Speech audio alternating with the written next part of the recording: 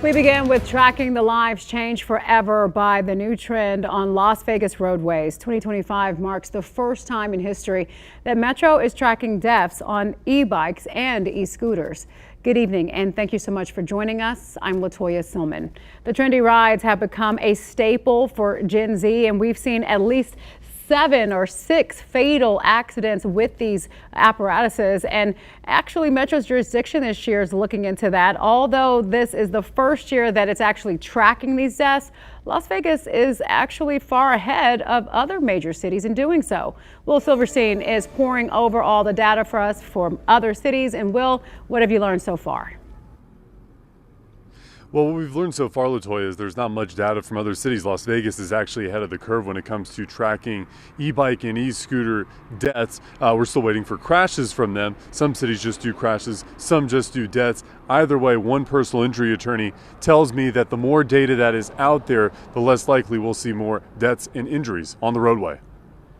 I'm a personal injury lawyer. I see all sorts of motor vehicle related injuries and deaths, and I've seen a significant increase in the number of scooter related accidents. Attorney Neama Rahmani says e-bike and e-scooter accidents are growing, and it's not just from people talking to his law group, West Coast Trial Lawyers, but also trauma surgeons. With all these new incidents he is learning offhand, Rahmani says more public knowledge may lower accident frequency and perhaps even deaths. There's no question that information and data can make the public more safe. Is it a new issue or one that American cities are truly lagging on reporting? Despite a whole day of looking, publicly available e-bike and e-scooter crash and death data is hard to find. The Las Vegas Metropolitan Police Department is one of only a handful of city and county bodies across the country that make public some of their e-bike and e-scooter collision data.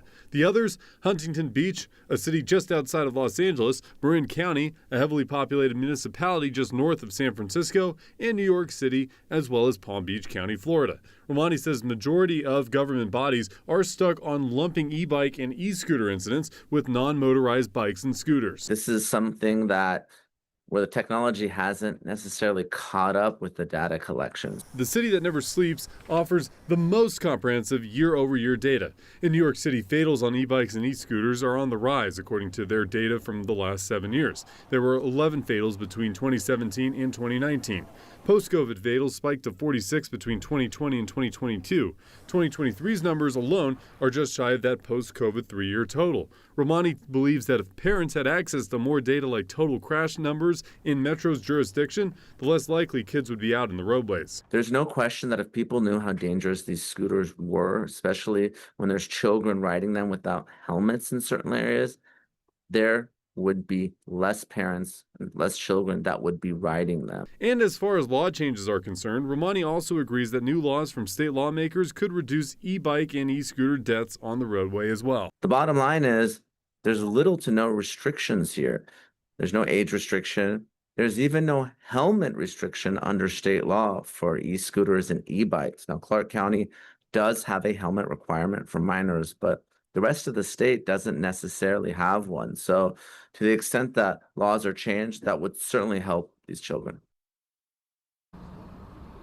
And it's important to note, too, once again, that there is no total crash numbers that we're getting as far as those e-bike and e-scooter crashes, but they are tracking, unfortunately, the fatalities. You just imagine how many more numbers that we would see should we had that information available.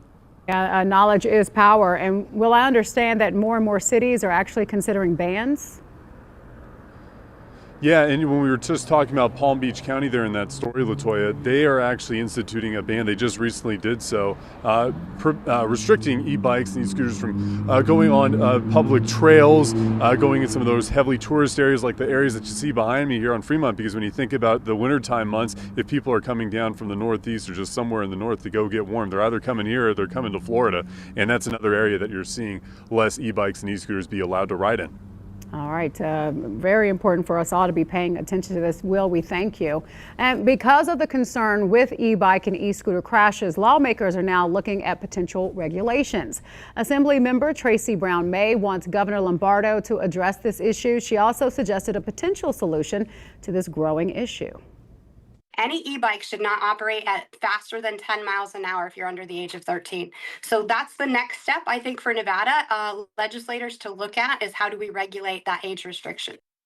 So it's important to note every lawmaker we got a hold of says that changes to driving laws, safety, and enforcement could be beneficial as well.